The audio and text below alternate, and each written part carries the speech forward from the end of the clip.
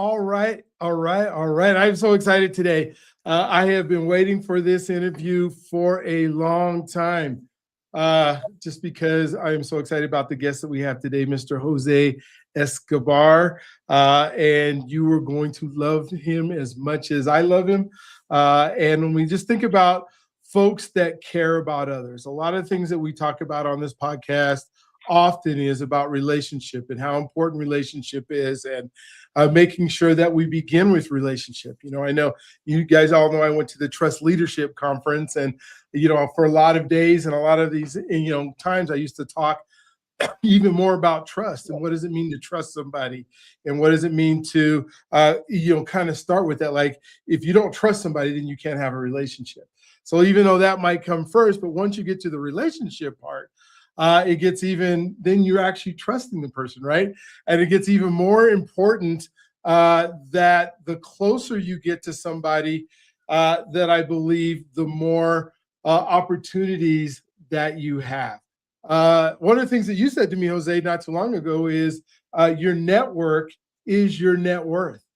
And so when we think about the people that are part of a relationship with, that we talk to all the time, that we spend time with, we get to do that. And so I'm a part of a group that Jose is the CEO of, which is the Connected Leaders Academy. And hopefully we'll get to talk a little bit more about that. But what a thriving organization that I've been able to meet some of the best relationships I've ever had in my life with. And so we'll get to talk about that. But like always, I get to ask our guests to talk about their story. And Jose, your story can begin anywhere in life that you wanted to. It's impossible to get it wrong because it's your story. But if you made it up and your mom hears it, then she's the one that don't know that you made it up, because I wouldn't know that you made it up. But of course, why would you do that? Why would you make up your story? And most people don't. But it's amazing. And I know you talk to folks all the time, but I'll have guests that are like, I'm nervous about telling my story. They're like, you can't. Well, I guess some of the shame or something some of us feel sometimes, and some of the things that we did, that could be a nervousness. Or I've never told it before, that could be a nervousness. But as far as like getting the facts right, I hope that they're not nervous about that. So I'm going to give you the floor. Take as long as you want to do it, and then we will chop it up right after that. So thank you for being on. Thank you for taking your time today. Jose is a dad, and he's got dad duty, and he's taking his time away to be with us tonight. So thank you so much for doing that. Excuse me. Well, I am just coming over whatever it was. I lost my voice at a Commanders game against the Broncos of all teams. And then from there, I had this cough, so forgive me for that. But in terms of a bit about me, first of all, Dr. B, I'm extremely grateful to be on your show here. Thank you for having me as a guest, and just really honored to be a part of this plethora of so many tremendous leaders you've had in your world on this podcast, I guess retroactively. So I'm just excited to be a part of that, I guess alumni at this point. So, but in terms of my story, Jose Escobar, founder and CEO of the Connected Leaders Academy and the Entrepreneur's Bookshelf, two companies that are thriving and scaling and growing. And I'm happily married to my wife, Katie, and she's actually in Arizona right now with my son. Went to go visit him in college, and she'll be back with him tomorrow for the holidays, which we're excited to have him back and complete our family of, eight, family of eight. So we have 6 kids, 1-year-old down up to 18-year-old, 3 boys, 3 girls, and very much a family man. My whole claim to fame and my story, and I'm going to give it to you as efficiently as possible. First of all, where I am today, and then I'm going to go backtrack. I built a 7-figure business in 15 months 4 years ago. And when I say 4 years ago, I mean January 15th of 2026, it'll be officially 4 years. So I'm close to 4 years in business. Everything I built was 100% organic. No website, no SEO, no paid ads, no funnels, no automation tech or CRM or AI or podcast or YouTube channel, and 0 emails went out because I had an email list of 0. So everything I built within those 15 months, from 0, no business, to having a 7-figure plus business and growing, is all based on organic marketing relationships, because I'm a relationships guy. Now, also know in terms of what I do within my companies, I'm a coach, one-to-many with courses and programs. I do one-on-one high-ticket consulting as well. I'm an author. I'm a 22-time published author. Many are international bestsellers. Some of those are bestsellers, and some are just books that are published, right? And I wrote one of my own, which is called Winning the Day, An Entrepreneur's Guide to Morning Evening Routine Mastery. And I co-authored 21 other books with influencers. I'm also a professional speaker. I travel the world and the country. I speak on stages an average of once a week, every week for the last 4 years, going on 4 years. And then I have a community called Connected Leaders Academy. That community, of which we're blessed to have you, Dr. B, as part of that. We have 571 paid members as of today in all 50 states across the entire country, in 36 international countries, growing every single day. It's really just a great place to be. And I also host events, in-person events, live events all over the country, to the tune of about 20 events a year between virtual and in-person. And then additionally, on top of that, I also have anthologies where I charge people to write chapters in my books, and a couple other moving parts. So I say all of that to say, in terms of my story, right? So this is where I am today, and the future hasn't been written yet, but I'm going in the right direction. That's for sure. We're scaling and we're growing. I now have a team of people who support me, but everything I built for the first 2 years, I did it on my own with no help. And like I said, organically, right? But retroactively, going back to the very beginning, where did this all start? I didn't wake up this way. It didn't start this way.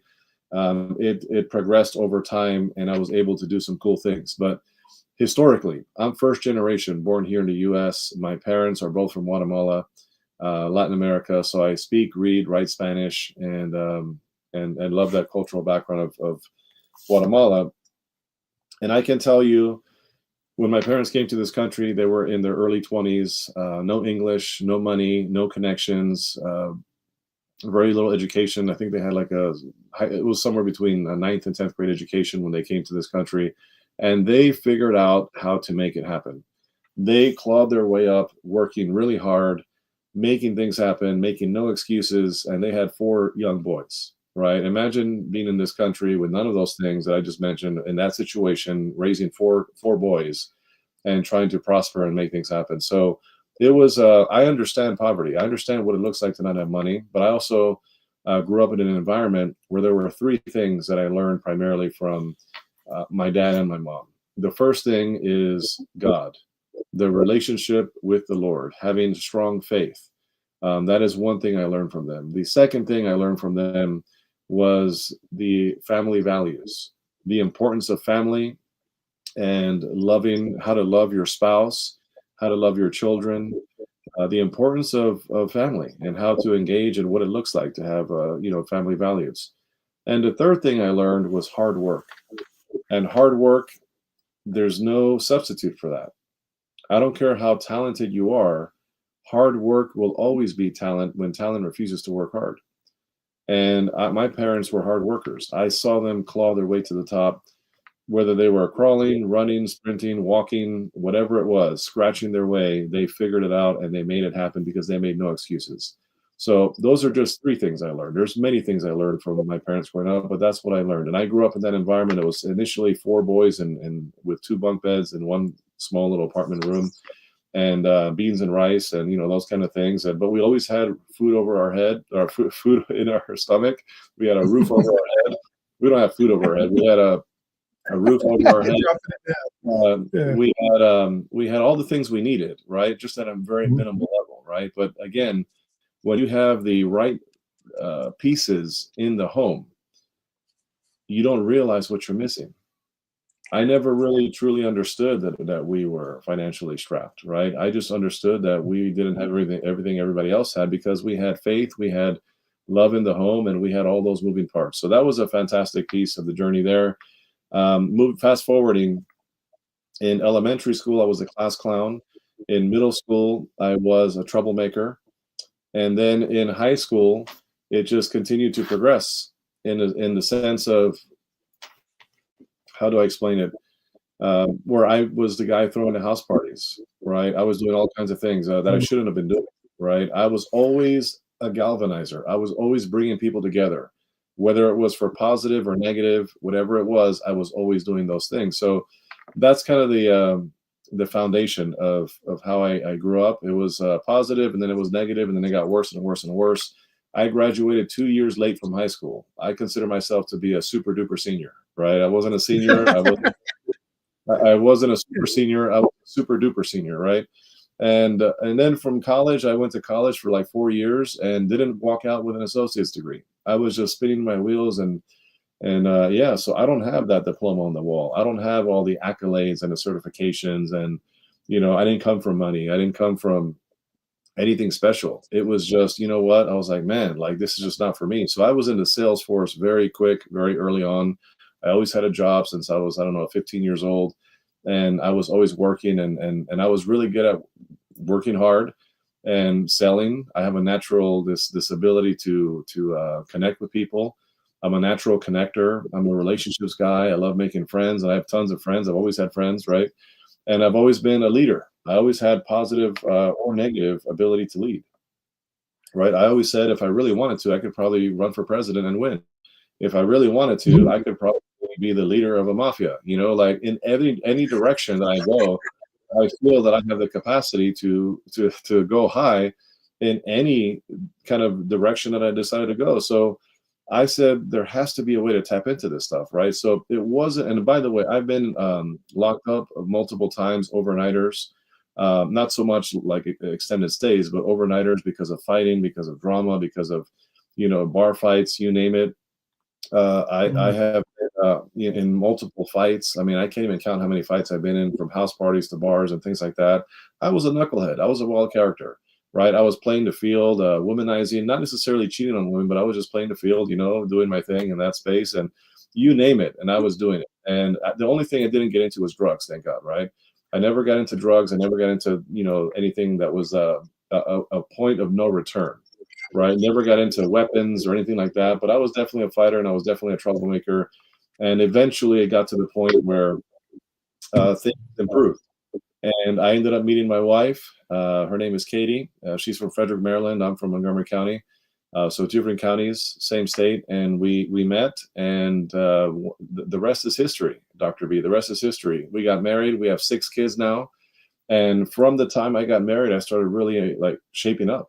I said, I can't keep living this lifestyle. I got to start manning up. I got to like act my age. I got to start doing. I was, full disclosure, I was living at home until I was like 31, 32 years old, Dr. B. Okay. Who does that? Who does that? Well, I do, right? So I did that. And because I was comfortable, because, that's just in hindsight, I was like, man, that was hurting me big time. And I don't blame that on my parents. I blame that on me. That's an inside job, right? Yeah. Could they have kicked me out? Sure. But, and so I look at my life and I'm like, oh my gosh, so much wasted time, so much wasted time. And with all the talents and the skill sets that I have and have been growing over time, I could be, 10, 20, 30 steps ahead of where I am right now. Don't get me wrong, I'm doing really well, but I could be really, really, really well if I would have started sooner and applied myself at a in a better way. So that's really what it's been about. And along the way, even while I was being a knucklehead, I have always been a personal development junkie, right? Okay. I have literally hired so many coaches and mentors. I have paid for courses and programs. I have had books coming to my doorstep for years from Amazon, because I'm a big reader. I've listened to podcasts. Love your podcast. I've watched all kinds of YouTube videos.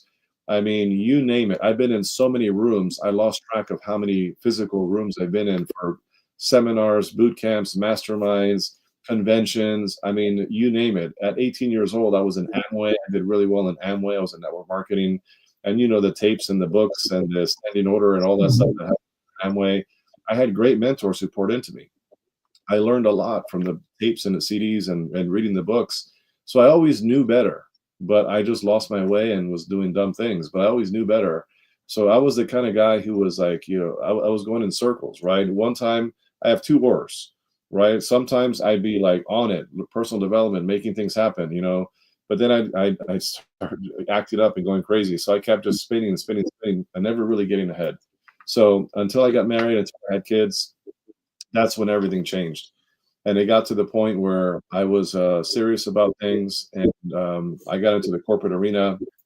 I was in management in two different banks, and then from the banking world, I got into life insurance, and then from life insurance, I got into property and casualty. And great career, 18 years, suit and tie, 9 to 5, four walls, but there was a lot of red tape. So eventually I said, you know what, I want to go to the martial arts field. I ended up getting a job at an educational funding company here in Chevy Chase, Maryland. I helped a lot of people make a lot of money in the martial arts world. And that's when I realized, oh my gosh, I'm good at sales. I'm a good marketer. I'm good at building relationships. I'm well connected because of all the personal development, all the rooms I've been in forever.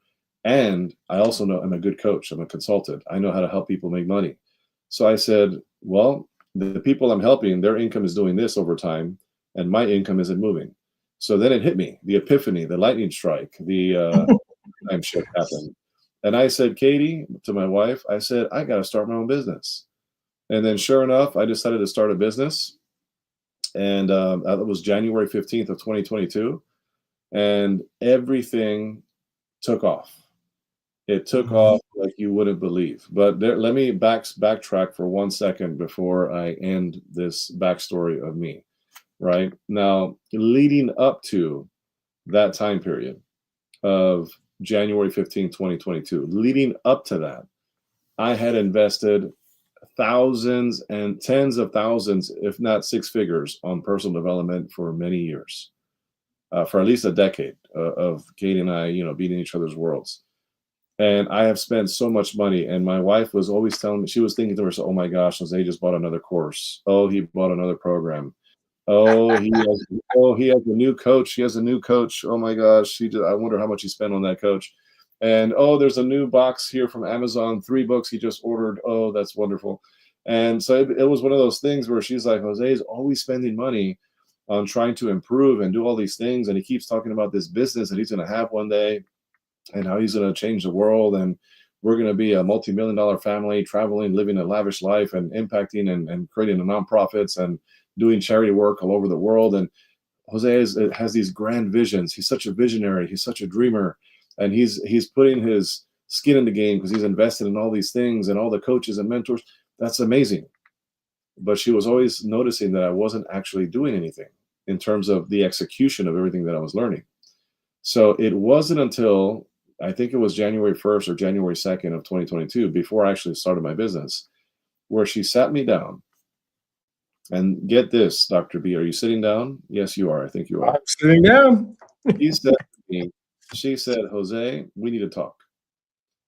And when she said we need to talk, I said, oh my goodness, what is she going to tell me? I swallowed, that spit that was like a bitter pill that you're swallowing. I was like, oh my gosh, I wonder what she's about to tell me. Did I do something wrong? What did I do? Whatever, because she started off that way. I sat down with her, had a very stern, serious conversation, and she gave me the sandwich method, right? The compliment, the message, and then the compliment. And she said, Jose, listen, I respect what you're doing. I appreciate you. You're making things happen. You're a go-getter. You're a dreamer. You're a visionary. You're always looking to provide for your family, and you're looking to really do us well and position us to win. And I respect all of that about you. But, and then she said, but, and I said, oh dear. She said, but at some point, you got to start making money. You got to start in this business that you have, because all I had was an LLC with a bank account with $25 in it. That's what I had when it came to the business. I didn't actually have a business because I had no product or service I was actually selling and making money on. I just had a bank account that said it was, my business name, and that's what it was. And I had that for a couple of years before I actually had a business. So she said, at some point, you got to start making money. She's like, I get that you're doing all these things with the idea of one day doing something, but you haven't done it. You haven't done it. And all this money, the tens of thousands of dollars, probably six figures that you've spent on all these things, we could have gone to Disney World with the kids. We could have had a few savings accounts going on. We could have had these 501 or whatever those things are called for college education for the kids. We could have had investment accounts. We could be doing all these things with this money that you're just putting into all these things that isn't actually coming back to us. So at some point, something has to give, Jose. And listen, if you're not going to do this business, if you're not going to do this business and you're not going to actually execute on these things, just leave it. Just leave it and be the best employee you can be and be all in on your career. And whatever you do, Jose, I know you're going to be the best at what you do. Whatever you do, I know you're going to crush it. Just be a phenomenal employee. There's nothing wrong with just having a career and doing that. Just be all in on that. So that stung and it hurt. And I didn't want to hear it from her, of all people. And I accepted it. I didn't rebuttal or complain. I went for a walk. I had a cigar. I journaled. I meditated. I prayed. I did all the things for a whole day. And then I came back to her and I said, you know what? You're right. Thank you for telling me that. I'm going to do something about it. And from that day, I created a plan. I got my whiteboard. I brain vomited. I said, what am I passionate about? Where are my skill sets? What am I good at? And what does the marketplace need? And I combined all those three things, and the Connected Leaders Academy was born. The Entrepreneurs Bookshop was born. And would you believe that within 2 weeks, it took me 2 weeks to create the entire business of what it was, everything I needed. I launched in 2 weeks from idea on a whiteboard, just getting out of my mind, into an actual business. I launched. And it cost me no money. And from there, within 30 days, I had 100 paying members in my community. I had a course that I had launched that cost me no money to launch. And I was in business. And we blew up. And in 15 months, I surpassed 7 figures. And my entire life changed. And now, again, this is the beginning of the next level. So I am excited about it. I am thrilled. That is my backstory. And because people look at me today and they're like, oh, yeah, he's probably second or third generation into wealth, or he probably had all these, tremendous accolades because he got these high level degrees, or maybe because of the people that he knew that positioned him to win, or, oh, he just came out the womb as a phenomenal salesperson, which is not true. Like, people will say all kinds of things, but the reality is I simply believe that I can be the best at anything I put my mind to. I have a big vision. I work harder than just about anybody I know. I am consistent. I'm extremely disciplined when I'm focused on whatever it is I'm getting done, and I'm committed to anything that I commit to. If I'm in, I'm in. If I'm out, I'm out. But I don't poke anything with a stick. Those little differentiating factors are foundational principles that if anybody has them and they apply them, they can change their lives too, wherever they are today. Wow. Oh my gosh. So much to unpack there when we think about your whole life story and the things that you do. And for those who are watching this, I would hit the pause button, write some stuff down. When Jose puts his fingers up and goes like this, I'm telling you, those are the gems that you need to follow. But I want to kind of reverse back a little bit into the identities that you had. I mean, you talked about your parents and instilling God and values and work ethic and that working hard into you, but it didn't stick. Doesn't seem like it stuck right away. Like, those were in there, they're in the background. I saw them, they were examples, but I'm just going to hang out and do what I want to do for a while. And it seems like there were some ups and downs where your identity might have even changed, even to the point where your wife set you down and said, wait a minute, who are you and what are you going to do? Because you need to go make some money because you're spending a lot of money. You're being educated. And that might have been just because you didn't finish at schools and that kind of stuff and you wanted to pour into yourself. But at some point, you have to take that education and use it. How did you develop those identities throughout time where there was just enough in there to keep going? The secret sauce is we should always have mentors in our lives, right? And or coaches. You should always have mentors and or coaches. And I have been blessed to always had a coach or a mentor. And in many cases, both, right? A mentor is somebody who will coach you for free. A coach is somebody you got to pay to get the results, right? So I've had mentors and coaches, sometimes separately, sometimes at the same time, but I've always had that. And people are like, oh, no wonder. Well, no, because I had to seek them. Do you think they fell in my lap? The answer is no, right? I had to actually develop the relationship and ask for the help, right? Too many of us are too good to ask for help, right? So I had a mentor who once told me, again, goes back to mentorship. A mentor said, Jose, in all things give thanks.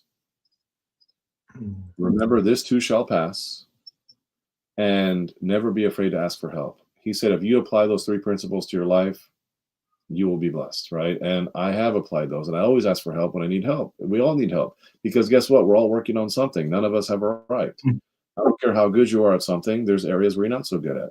And that's where the coaches and the mentors come into play. Now, again, why is that important? And how did that shape my identity? Because I have blind spots, just like everybody else. And a mentor and a coach can make you see your blind spots, can make you realize what you don't realize. Sometimes we don't know that we don't know. And that's where people come into play and say, no, Jose, you're on the wrong track. It's over here. No, Jose, that's a great path you're taking, but that ladder is leaning on the wrong tower. It should be leaning on this side over here, right? Or, hey, you know what, Jose, you're doing it right, but not completely. If you just make this little tweak, it's amazing the difference it can make, right? Hey, Jose, listen, if you're going to walk through a minefield, follow somebody. Hello. Right? Yes. So this is really the stuff that it comes down to, is what allowed me to shape my identity over time to become what it was to where I am now, is because people always poured into me, and I was always receptive. That's huge. That's huge on the receptive part. When I think of it was just dawned on me because I've coached track now for almost 38 years of athletes. And, when I coach hurdlers, because that's something that I did, I can coach from the perspective of what they're seeing, because it's different from me standing on the sideline and watching them do hurdles and working on mechanics and, where to do the trail leg, where to do the lead leg. But if I can get into their mind and say, oh, I know what it looks like to take 7 steps, lift your leg up, come over the hurdle. When you're thinking about the coaches and the mentors you have, you need both perspectives, right? You need somebody who can see big picture as well as somebody who can see perspective. How did you go about finding those mentors and coaches? Because you alluded to, I had to find them. They didn't just show up. Nobody walked up to my door, knocked on it, and said, "Hey, Jose, I want to mentor you today, or I want to coach you today. Will you let me?" So how did you find it? Must be different people for different areas. What did that look like for you? So I can tell you, you'll find a coach or a mentor anywhere you look, right? If you're in high school, guess what? There's a guidance counselor. Hello, right? I love saying hello because people always say that to me, right? So a guidance counselor. If you are on a team of some kind, there's a coach already there, Mhm. right? If you have an older brother, that could be a mentor. If you have a friend who's older that pours into you, that's around, that's already achieved a couple things you want to achieve, that's a potential mentor, right? And I can give you story for story to story. If you were, so I'll give you an example. When I worked at Liberty Mutual, I was in the Liberty Mutual space, in property and casualty. My mentality, wherever I worked, I would say, who is the most successful person working here right now? And I would seek that person out. And a big shout out to Ross Porter. Ross Porter is a guy who was working at Liberty Mutual at the time when I was working there. And I said, okay, and I was asking around. I was asking people on the floor, who's the most successful person here? Who's crushing it? Who's the go-to? Who's the person to beat? I asked people different questions, right? And all the arrows pointed to one person, Ross Porter. And I ended up talking to him, and he didn't sit too far from my office. And we spoke, and he said, yeah, I've been here for 29 years, whatever it was, 30 years. And that was like 45 years ago. So he's like, I've been here since he started 45 years ago. He's like, I've been here for a long time, and I'm about to retire in like 5 years. And he's been retired now. But he said, I was like, man, you're amazing. I was like, do you enjoy smoked old fashions? And he's like, I do. And I said, I'm going to treat you to one. We should go out. Let's get a smoked old fashioned. I'll treat you to a drink. And he said, sure, why not? Right. And I treated him to a drink. And that one drink was the beginning of our relationship. He said, hey, anytime, man, if you ever have any questions, let me know.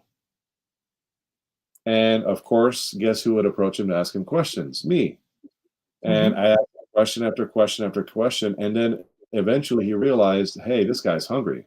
This guy's thirsty. This guy wants to learn. This guy's coachable. This guy's receptive. I'm going to look after this guy. And he's trying to hook me up. And I invited him to lunch a couple of times, brought him a coffee. Every now and then I'd come in with Starbucks coffee for myself and I'd bring him one, right? Those little I nurtured that relationship. And to this day, we're still really close friends. I see him like twice a month, right? For like either a happy hour or lunch or a coffee or something. We're still close to this day. I can tell you story after story after story after story of people. I have pretty much coaches and mentors from any place I've worked at, from any team that I was a part of. I have coaches and mentors. If anybody's ever done network marketing, there's an endless list of mentors there and coaches. And any company I've been involved with, from even from Amway days, I still have those people in my life. If you work somewhere, I promise you, when I was at the animal hospital, I was a veterinary tech for 2 years. There was Dr. Mel Davis. Shout out to him. And he loved Madden football. And I enjoyed Madden football. You have to find common ground. You have to find a hot button. What does this person like that I like, that we can kind of, have conversations about, right? And he's a Commanders fan, and so am I. So we started talking about that. And would you know that eventually he had these Madden tournaments at his house, and he was the medical director for that location. And he invited me to be a part of that whole thing with his buddies that are all older guys. These are all like people that were 15 years older than me at the time, right?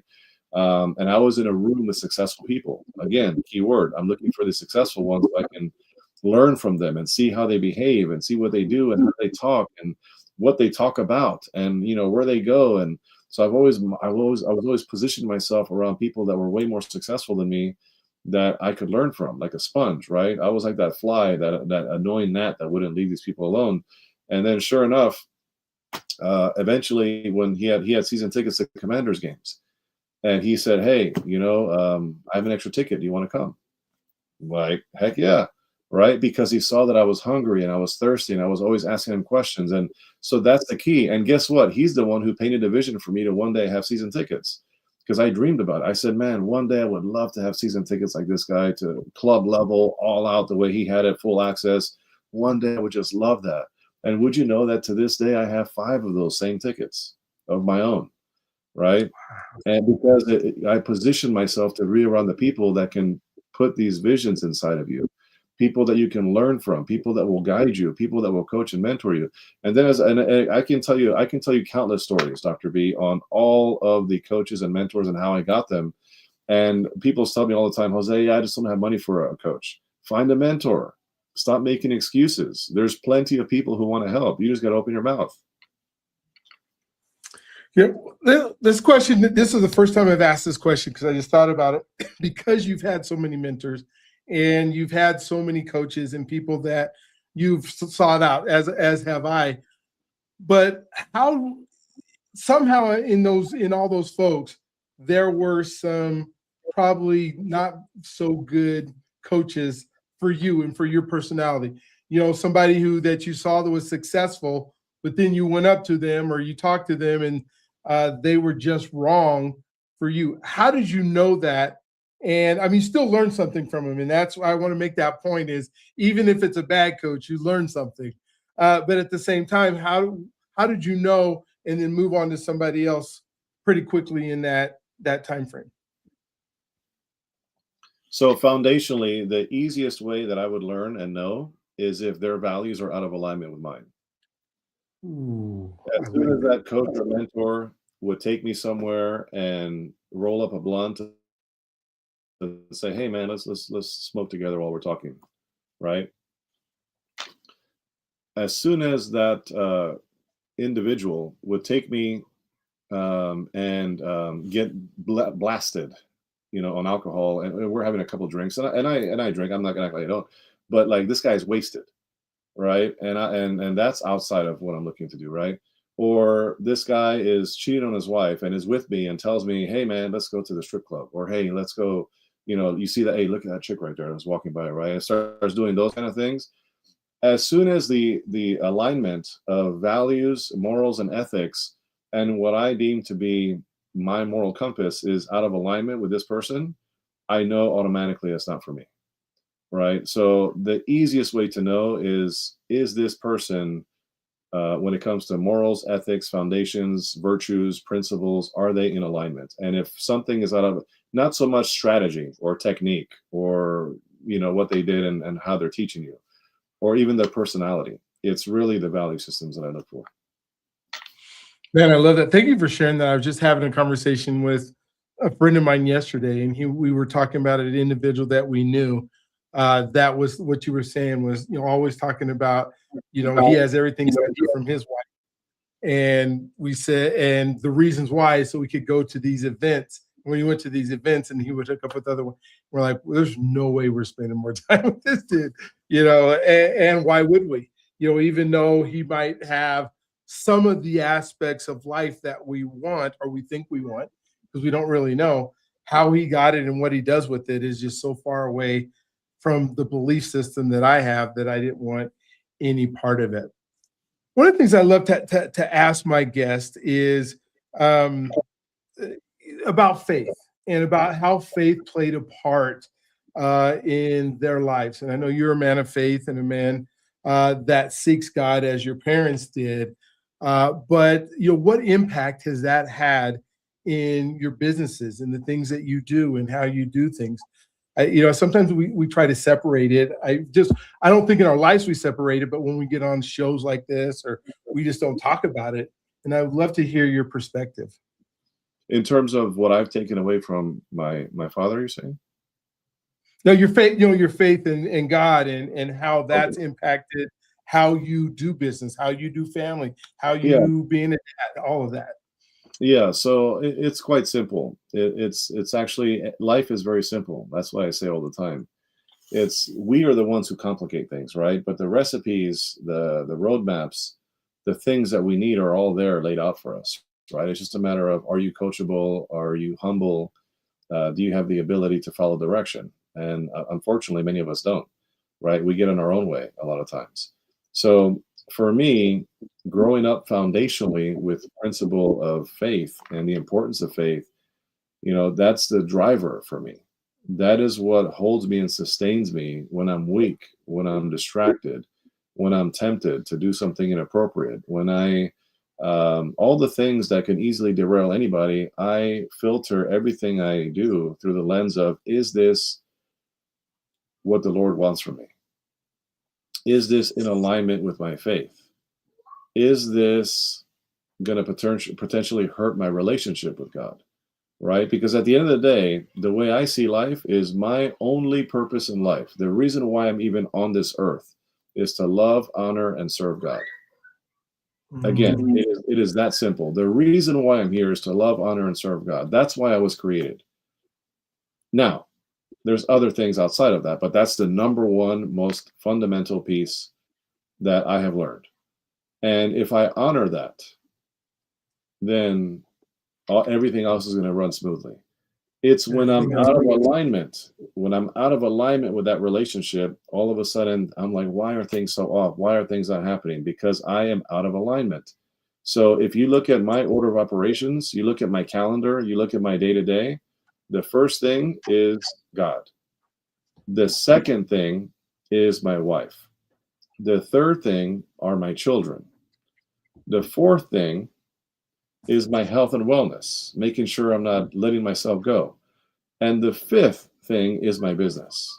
Business is number 5 on the list, not number 1, right? So, and then you have all the other things, the social life, right? The extracurriculars and fun and sports and activities and you name it. There's many other things, of course, but those are the 5 things. But if you notice, everything starts with faith and it starts with the relationship with the Lord, because God is love and love is God. And you can't give what you don't have. And anytime there's a hole in somebody's heart, I'm telling you right now, that hole is a God-sized hole.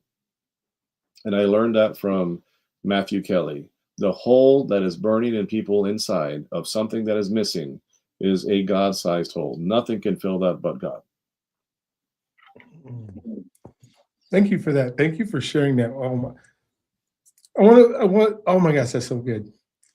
And then I think about the personal development and the books that you must have that help you not only enhance your relationship with God, but enhance your relationship with fellow human beings. If those are your values and your goals. Lots of books behind you, that we're listening to. And I think about personal development. If you were to begin to mentor or coach somebody, and you think about personal development and what they have to do and the amount of time that a person needs to spend, are there a few key starter points that you just bring out? This is my go-to book, The Alchemist, or Magic of Thinking Big, or something like that, that you go to in order to start a person off on personal development. Yes, 100%. Right. Matter of fact, you already named one of them. And one of them is not readily available here because I just loaned it out. Okay. No, I gifted it out. I never loan. I gift books. All right. So one of them, the first book that I would hand anybody is Think and Grow Rich. I'm sorry, not Think and Grow Rich. It is The Magic of Thinking Big, Dr. David Schwartz, I think it is, right? So that's the first book that I would hand out because people have to think bigger, right? They have to think bigger. We're thinking way too small. The next one I would recommend is No Excuses, Brian Tracy. Right? No excuses, because too many of us suffer from this disease called excusitis. We're making excuse after excuse after excuse, and the only people who care about that is you. Okay, so excusitis, no excuses. The third book I would recommend is The 5 a.m. Club by Robin Sharma. Right? The 5 a.m. Club by Robin Sharma, all about, waking up at the appropriate time, having that proper morning routine, having that proper structure to your day, and how you do those things, right? Super, super important. And then if I had to recommend two more, which I always recommend at least 10, I would say Make Your Bed. And this is Admiral William H. McRaven, Make Your Bed. And then, of course, I would throw my book in there as well, which is all about morning routine and evening routine, right? A lot of people talk about morning routine, but they don't talk about evening routine. So Winning the Day, An Entrepreneur's Guide to Morning Evening Routine Mastery, I would say, hey, you got to read that book too. But those are just a couple that I would start with. Yeah, and I love that, because it's the books that you just talked about are mostly books about I got to change myself internally, and I got to change who I am before I can even begin those relationships. I think of Gary Chapman's book, The 5 Love Languages, which is about how you interact with other people. But at the same time, you're saying, wait a minute, when you start this thing in personal development, you got to work on you first, and you got to learn who you are. Are there, because most of all those books have some really good YouTube videos, for the folks that aren't used to reading and used to, I think about the Make Your Bed book and how many times I've watched, Admiral's, video when he's doing his speech on making his bed and how it's important to get out in the morning. What are some of the other things that you did that you think made those, you read, but then there has to be some action in there? So how did you read and then figure out, how do I take action based on what I read? Yeah, so I'll start with this one book that I just showed you.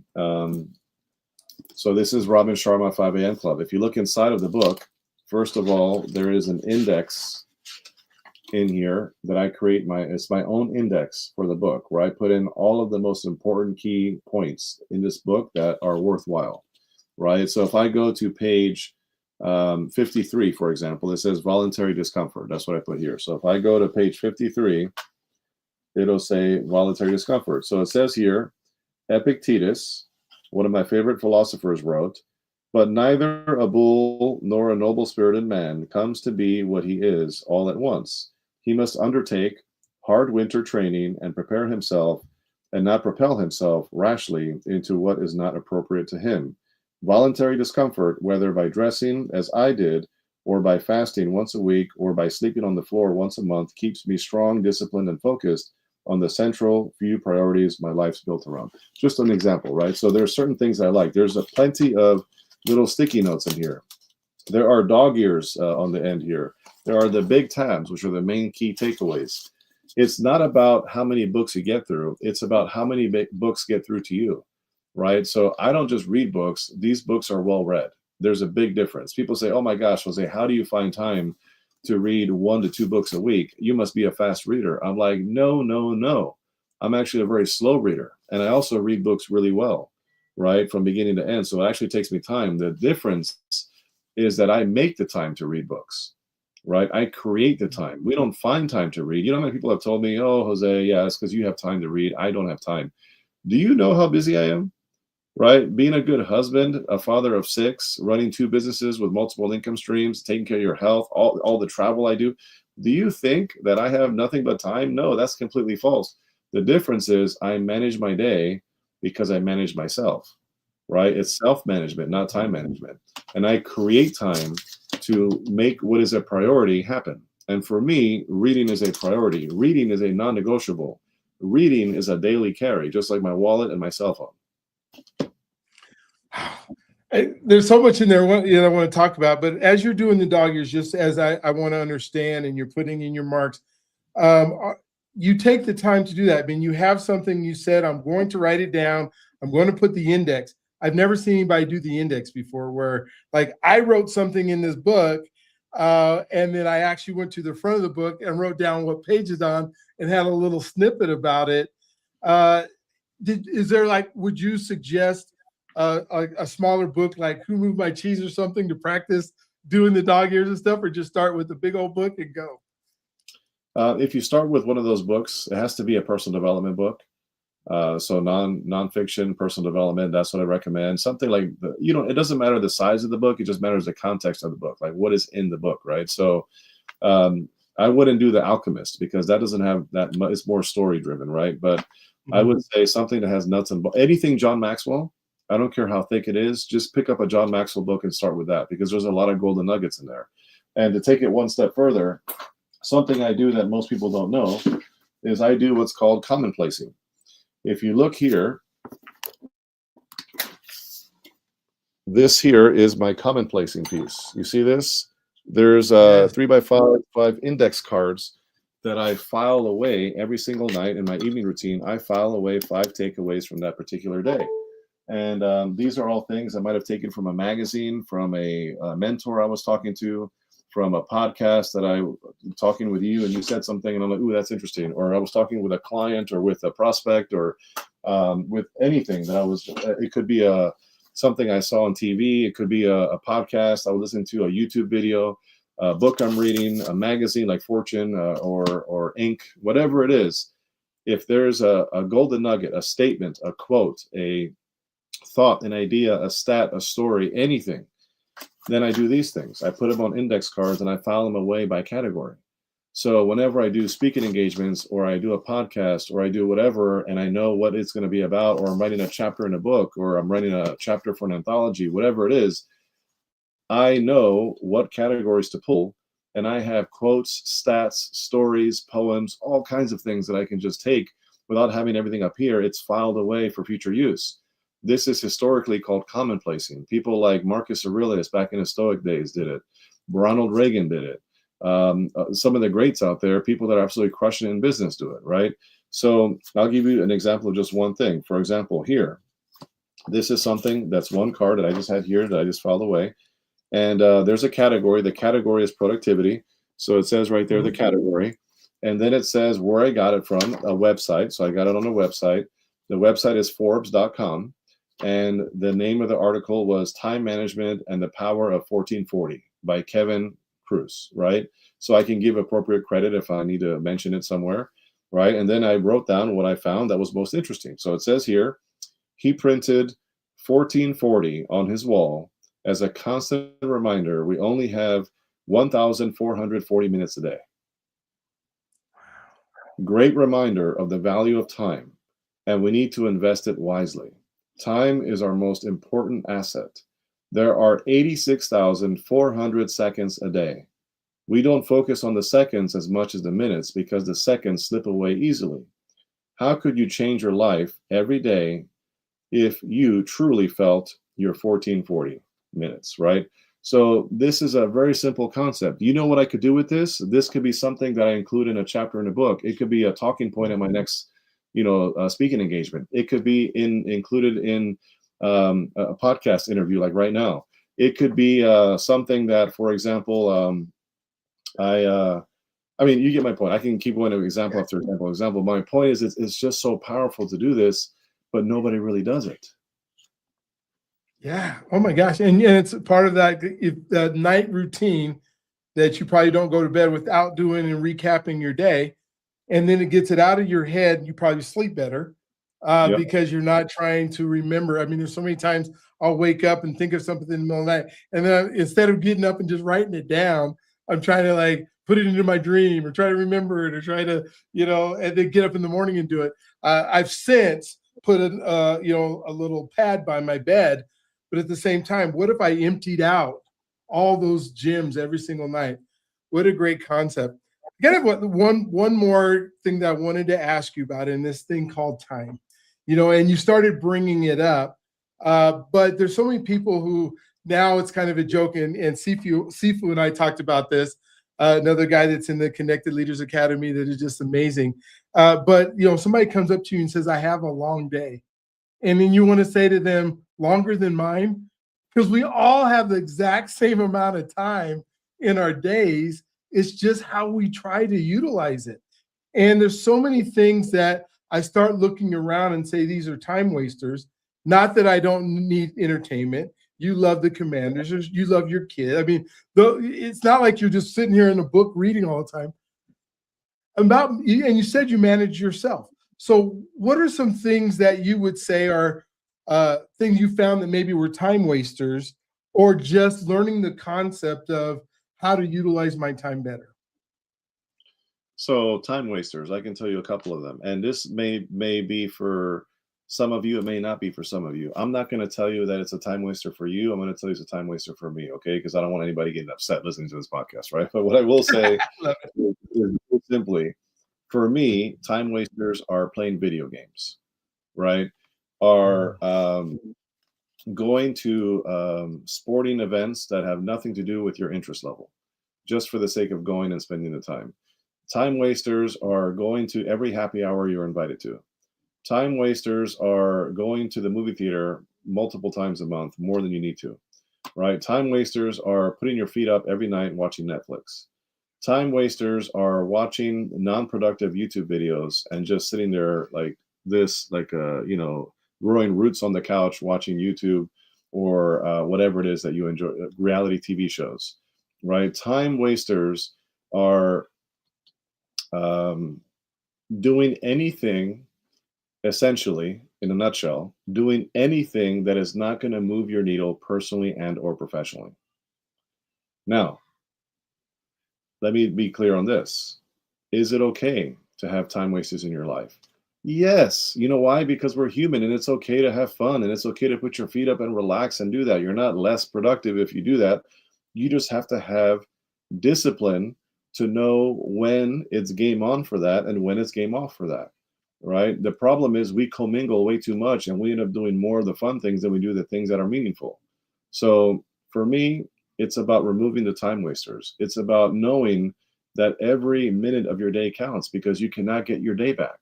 When it's gone, it is GONE, capital letters, exclamation mark. It is gone, right? So we have to understand the value of our time, and we got to put it to the best use. And that is an inside job. Nobody can do it for you. You manage your day, and you manage you. Those 1,400 minutes can go so fast and not think about it. And if you're intentional about, oh, this is how I'm going to spend my time today. And I know for some people, it's taking the big items first, get that out of the way, and then give yourself more time to do stuff, or reward yourself with time Yep. when you have done something that you've done. So thank you for that. Man, we've already been talking 55 minutes and I want another 2 hours, but I know you got kids and all that kind of stuff. What didn't we talk about? I was selfish in my questions. And because I want the repetitiveness of hearing again. So I'd watch this over and over and over again if I were you. What did we talk about, or how do we get a hold of you? Those things that might have missed that I didn't ask in my questions. The main thing I would say is one thing we didn't talk about that I think is important to know is success and defeat in anything is at the end of your own arm. Okay, so you have the ability to create the life that you want. Too many of us are waiting for the external to show up so that we can internally feel the way we need to feel. No, you got to act your way into feeling, not feeling your way into acting. It's the other way around, right? So you have to have that internal drive, the internal motivation, the internal desire, burning desire to say, hey, you know what? I believe there's more in this life for me. I believe I can achieve A, B, and C. And you have to go for it, right? Stop waiting for people to believe in you. Stop waiting for people to give you permission to do something. You have the ability to create the life that you want today. And it starts today. It doesn't start tomorrow. It doesn't start, you can't, too many people are hanging out in the past. Oh, do you know how great I was? You know what I used to do? Mhm. You know what I've achieved? Like, that's awesome, but you're only as good as your last performance. What are you doing today? What are you doing today? What is that next level? You haven't arrived. I haven't arrived. None of us have arrived. Arriving isn't a thing. This is a journey, not a destination. So it is important to know the principal, fundamental things that are going to lead you to success in life. And one thing that we didn't talk about that I want to mention is the importance of nurturing your marriage. If Ooh, you're thank you. if you're out there and you have a business and you want to go to levels that you dream about, right? You got to have the right home front team lined up, right? You got to have the spouse that's going to push you, that's going to motivate you, that's going to support you, that's going to encourage you, that's going to question you, that's going to do all the things, right? That's not the end all be all, but that's what you aspire towards. And the only way that's going to happen is if you don't treat your spouse as a trophy on the wall, right? Too many of us are like, oh, look at what I've achieved. Look at that trophy over there. It's on the wall and it collects dust and it gets old. And eventually you'll move it behind some books and it just becomes a thing. Oh, yeah, I'm married, so I'm good. No, marriage is step one. Then you got to nurture it every single day. You got to choose to love your spouse. You got to choose to show up for that person. It is full out commitment because so many people decide they're going to do one thing today and decide they change their mind tomorrow. You have to be committed to your spouse. You gotta like love on this person. You gotta know how to love this person. I do something called marriage meetings, and there's a great book. If you want to look up the book, it's called it's here somewhere. It's called Marriage Meetings for Lasting Love. That book is one of the secret sauces to my marriage because we talk about the things that are uncomfortable. We talk about the things that we want to hear, like, you know, why do you appreciate me? Why do I appreciate you? We talk about our schedule and being on the same page. We talk about planning our week and our month and our days for fun. We talk about all the things that are required. But the problem is, too many of us are not pursuing the things we need to pursue at the highest levels because the home front isn't right. And the home front requires attention. So stop giving the world everything that you have and forgetting about your significant other. Stop giving your kids the best of what you have and forgetting that, hey, the person who's going to be with you forever is going to be your spouse, right? At the end of the day, when all the kids move out, right? So that's something that I just wanted to, if somebody out there is going to receive this and be like, I needed to hear that, because that is a separator between a lot of success and failure places. So that is my final thought. If anybody wants to connect with me on any level, I can tell you I'm very easy to find. I'm not that hard to find. Jose Escobar. You can find me on Instagram, on Facebook, on LinkedIn. I primarily live on Facebook. I'm also on Instagram and LinkedIn, but my main hub is Facebook. 99% of what I do is hanging out there. You can check out my website, www.connectedleadersacademy.com. If you're a business owner, you're an entrepreneur, you want to scale your business, go to another level, you want to be around amazing leaders that are changing the world, and just be in that environment to help you scale more podcasts, more stages, referral partners, more clients, more money. I mean, you name it. Reach out to me, check out my website. You can book a call with me straight from there. Man, thank you so much for today. Thank you for just, your willingness to be vulnerable and tell your story and all the things that have happened, and then the gems that you gave us. This is your first podcast and you just heard one of these. Hit subscribe, notification, because there's so many that are so good. I would love to ask you to, and I'm kind of putting you on the spot because you can tell me no later if you don't want to do it. But I would love to have Kate and Renee on and just do one on nurturing marriages. I don't know if she's ever wanting to come on the podcast and stuff, but when we think about our spouses and what we pour into them, I would love to hear the other side of how they're receiving it. And I know both my wife and your wife understand that we spend extra time to make sure that we're nurturing those relationships and that meet and talk about that book. So I'd love to have that happen. Folks, please go ahead and hit the pause button and listen and go back and rewrite it, because we just had 1 hour of some fantastic, wonderful, brilliant gems that you can take to the bank with you. This isn't going to be our last conversation, the last one that I have with Jose online, but it's one that you can take with you. Go out and get some mentors. Go out and get some coaches. Go out and read some books. Do the things that you need to do to become that person that you are absolutely meant to be. And so I don't want you to forget that you are God's greatest gift. He loves you if you allow him to. And I cannot wait to see you on the next one. Jose, do you have one 30-second closing thought for us tonight? Complexity is the enemy of execution.